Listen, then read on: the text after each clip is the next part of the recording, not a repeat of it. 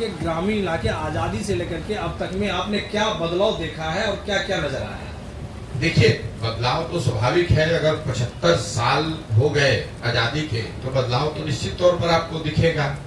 आज से 60-70 साल पहले बहुत ऐसे इलाके रहे होंगे जहां सड़क नहीं थी, बिजली नहीं थी। उन क्षेत्रों में सुधार आपको दिखेगा।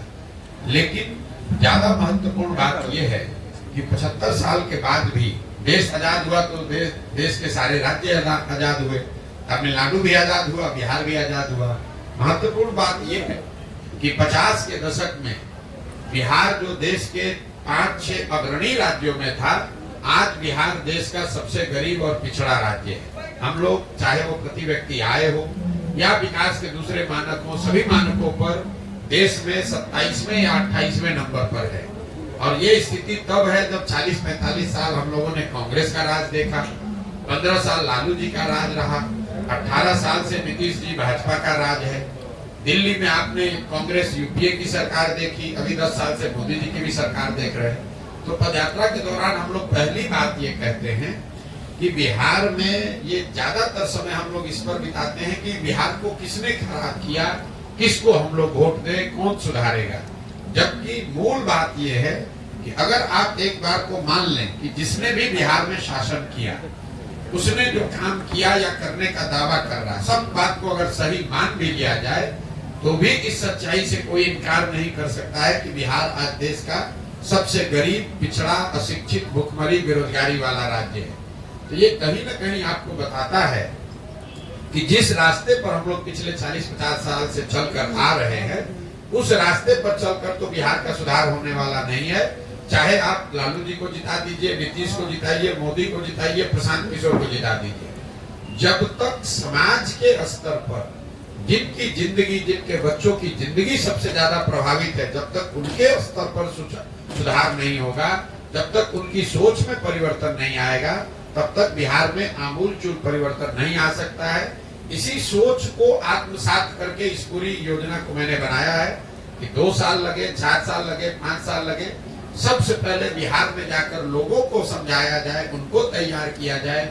जब उनके बात समझ में आएगी तभी कोई बड़ा परिवर्तन आप देख पाएंगे।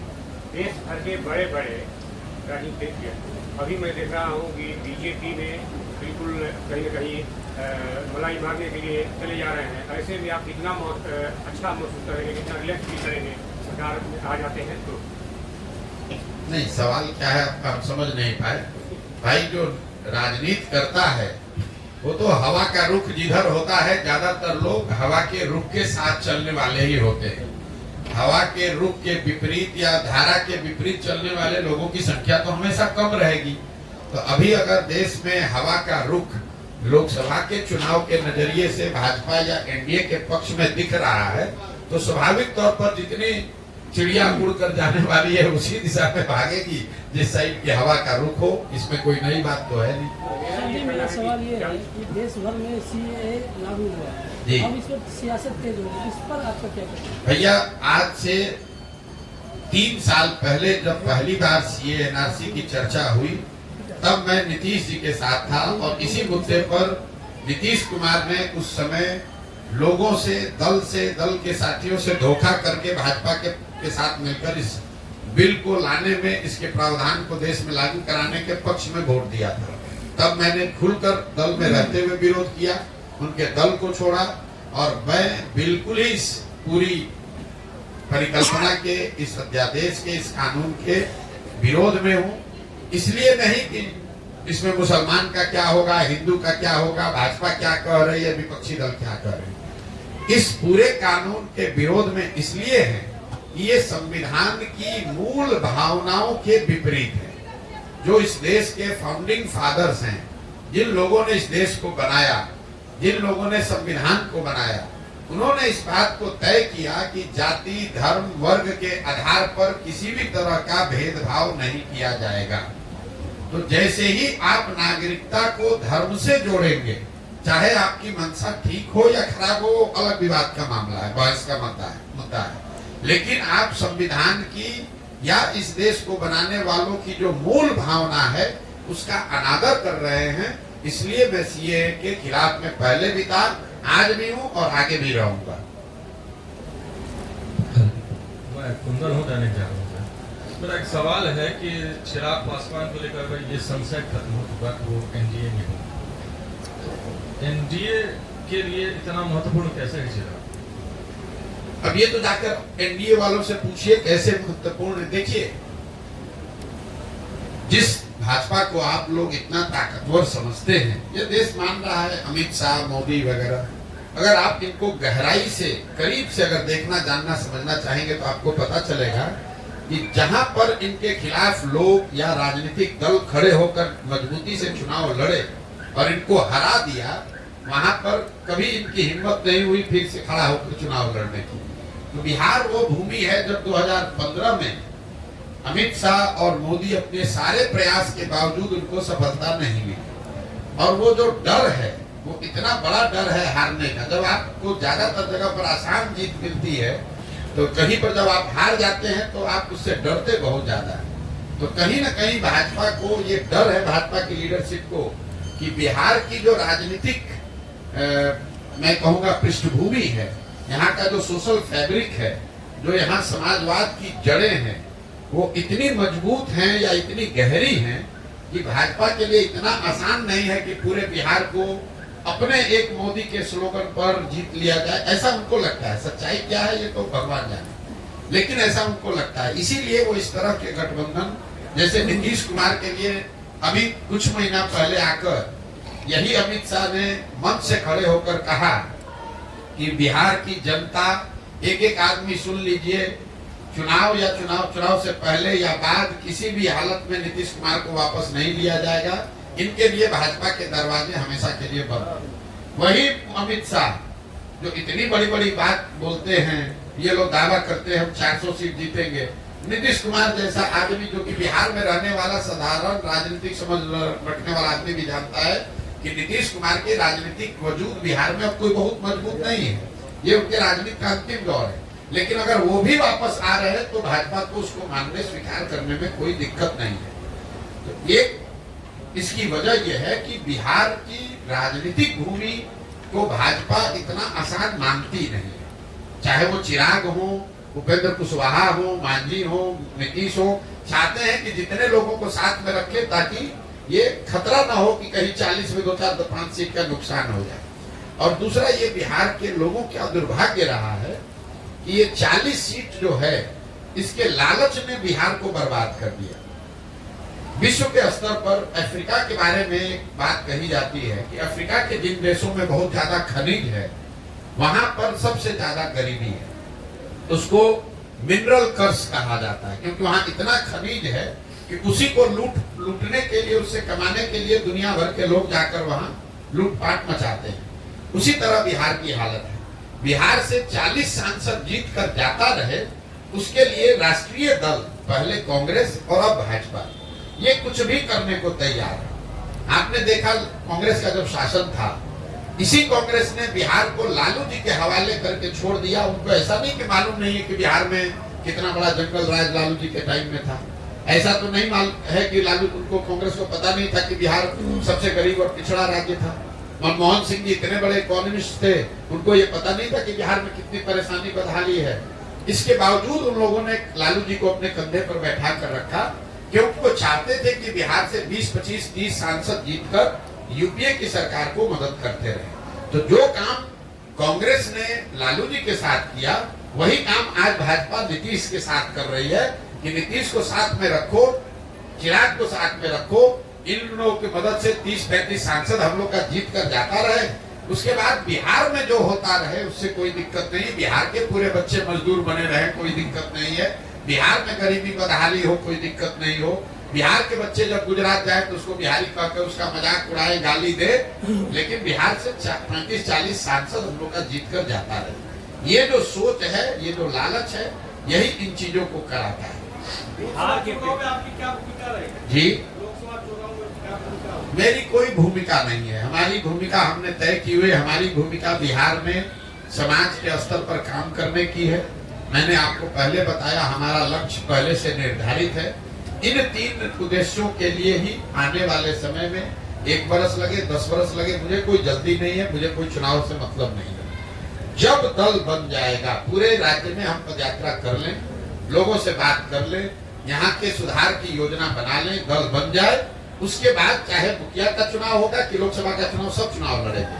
ऐसा नहीं है कि हम चुनाव लड़ना भूल गए, लेकिन हमने अपने 10-15 साल के अनुभव के आधार पर ये पाया कि सिर्फ चुनाव जीतने से, दलों को जिताने से आप समाज को बदल नहीं सकते।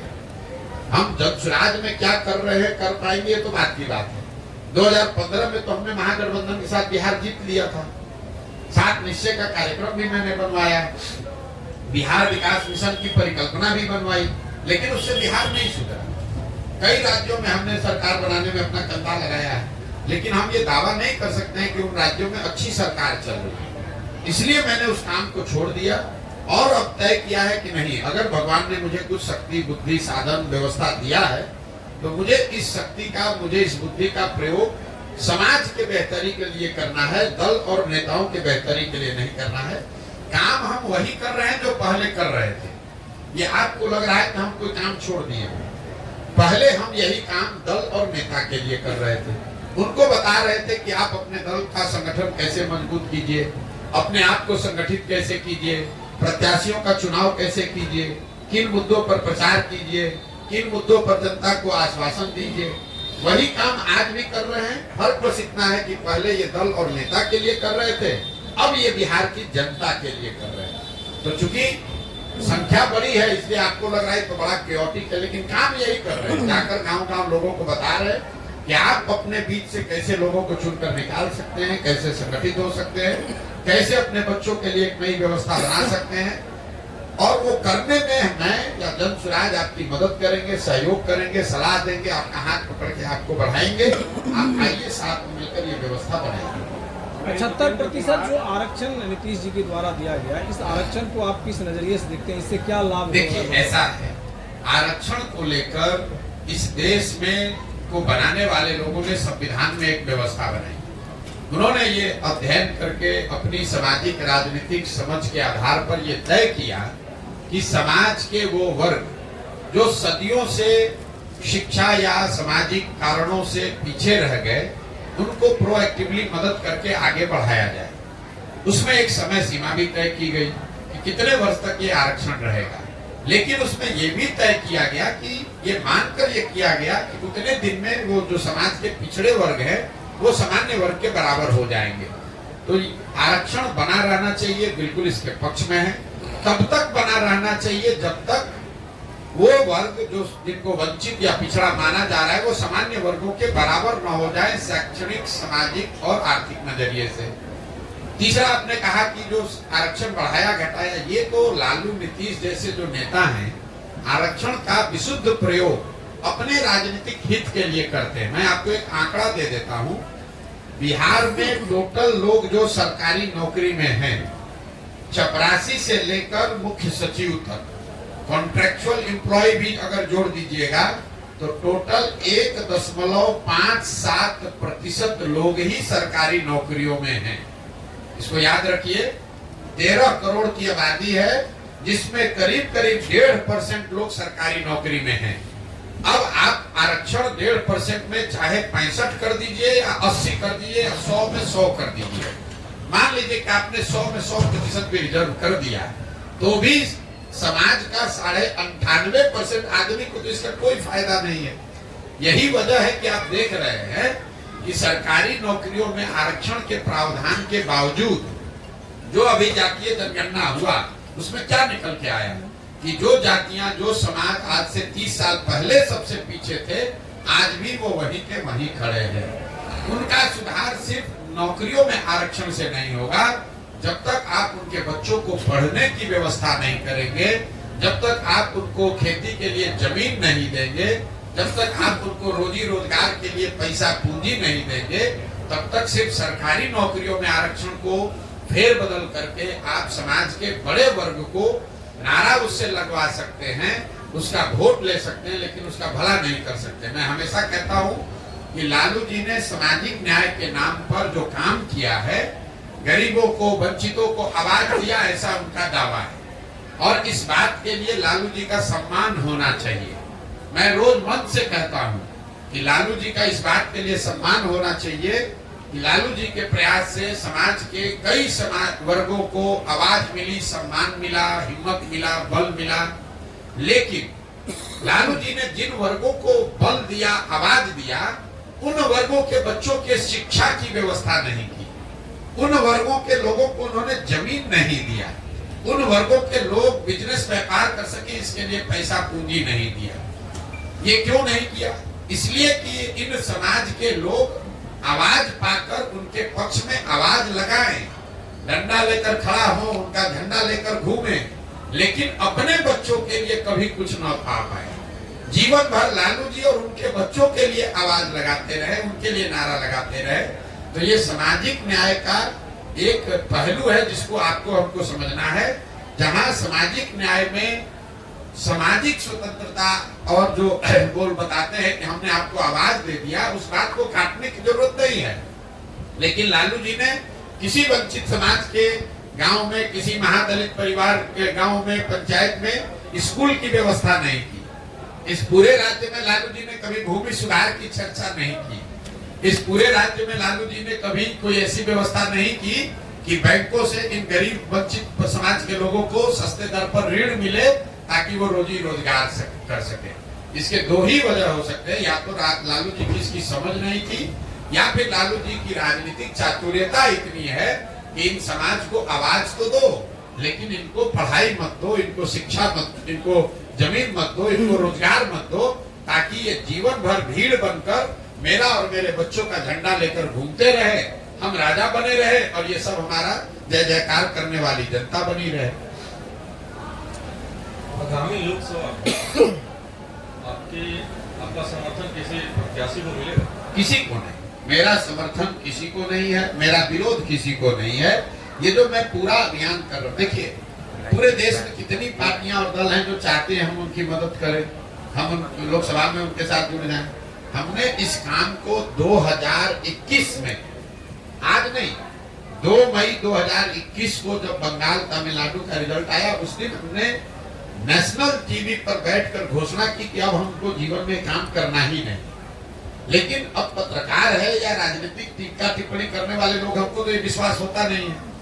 अब आपको विश्वास न हो तो उसके लिए हम कुछ कर नहीं सकते। जब हमने काम छोड़ा, छोड़ने के बाद 1 साल अपने जीवन का निकाला ये समझने के लिए कि हमको जीवन में आगे क्या करना है, और 2021 से लेकर 2022 तक सोचने समझने के बाद हमने तय किया कि अब अपने जीवन का मेरा अगला 10 साल 15 साल बिहार में सुधार के लिए हमको लगाना है। उसके लिए जो कुछ भी करना पड़े, अपना घर परिवार छोड़कर, आप देख रहे हैं कि देश में आज चुनाव हो रहा है, मेरे घर में कुछ हो रहा होगा, गर्मी हो, बरसात है, जाड़ा है। मैं पिछले 18 महीना से बिहार के गाँव में ही रहता हूँ, इन्हीं कैंप्स में रहता हूँ, लोगों से मिलता हूँ, उनको समझाने का प्रयास करता हूँ।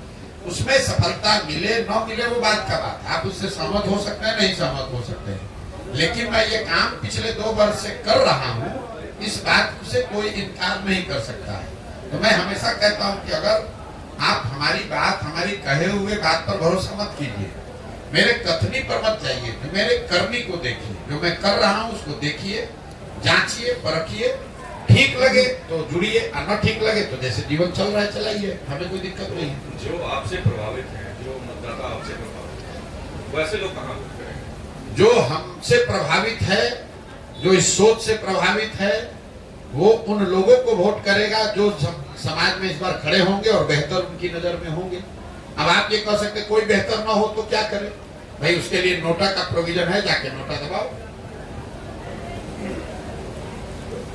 ओवैसी सर इस बार 11 लोकसभा में दोबारा उतार रहे हैं बिहार में, क्या लगता है? अब भाई ये जाकर ओवैसी साहब से पूछिए कि 11 में उतार रहे हैं कि 41 में उतार रहे हैं। हमने आपको कह दिया कि हमको चुनाव से कोई लेना देना नहीं है।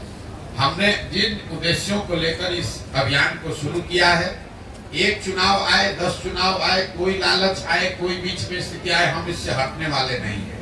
बिहार की जनता को जो आश्वासन देकर ये अभियान शुरू किया है कि जब तक पूरा बिहार पैदल न चल लें, जब तक गांव-गांव जाकर लोगों से मिल ना लें, समझ ना लें, उनकी मदद से नया दल न बना लें, तब तक कोई भी राजनीतिक गतिविधि में हमारी कोई भूमिका है नहीं। ये बिहार के लोगों को तय करना है कि वो किसको वोट देना चाहते हैं, किसको नहीं देना चाहते हैं। बिहार में सर आज जो है नीतीश कुमार का मंत्रिमंडल का विस्तार हो रहा है, और क्या लगता है आगामी लोकसभा चुनाव के बाद उनका गठबंधन बना रहेगा या दोबारा वो? भाई नीतीश कुमार को खुद ही नहीं पता है कि वो कहाँ खड़े हैं और कहाँ 10 दिन के बाद खड़े रहेंगे। पिछले 7 महीना से जब आप लोग उनको प्रधानमंत्री का उम्मीदवार बना रहे थे, इंडिया का संयोजक बना रहे थे, तब भी मैं कह रहा था कि नीतीश कुमार भागने वाले हैं कि वो खिड़की खोल के बैठे हुए भाजपा में भागेंगे, अगर नहीं भागेंगे तो इनको 5 सीट नहीं मिलेगा। जैसे पता चला लोकसभा नजदीक आया, डर के मारे आदमी भागा फिर भाजपा में। अब भाजपा की मदद से जीत जाएंगे कुछ सीट, जीतने के बाद फिर बादशाह बनने लगेंगे कि अब हमसे ज्यादा पॉपुलर कोई नेता नहीं है। सच्चाई ये है कि नीतीश कुमार की राजनीतिक पारी का अंत हो गया है, ये अंतिम दौर चल रहा है। जब तक कुर्सी पर हैं 1 महीना 2 महीना साल भर, अगले चुनाव तक हाथ पांव मार लें, समीकरण बना लें।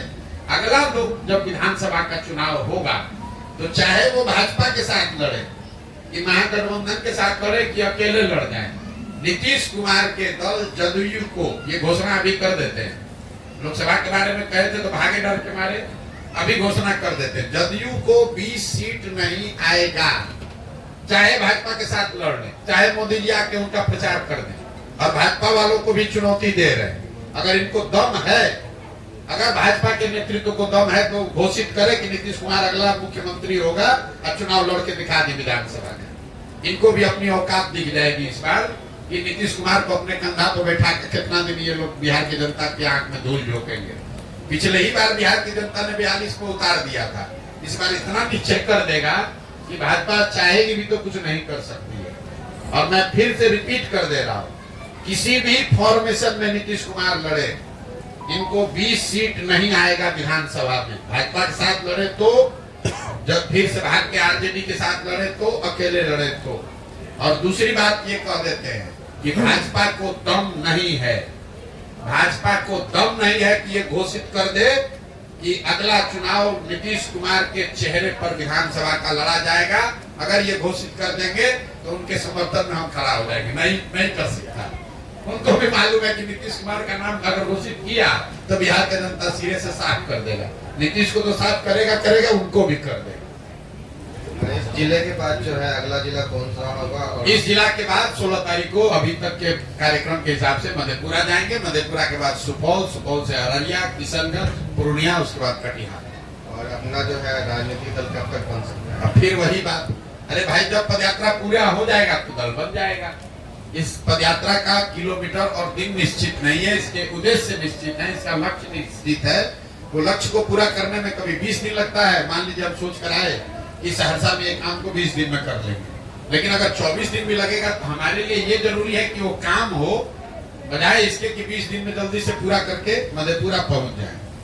हमारे लिए पदयात्रा कोई किलोमीटर पूरा करने का रिले रेस नहीं है, मैराथन नहीं है।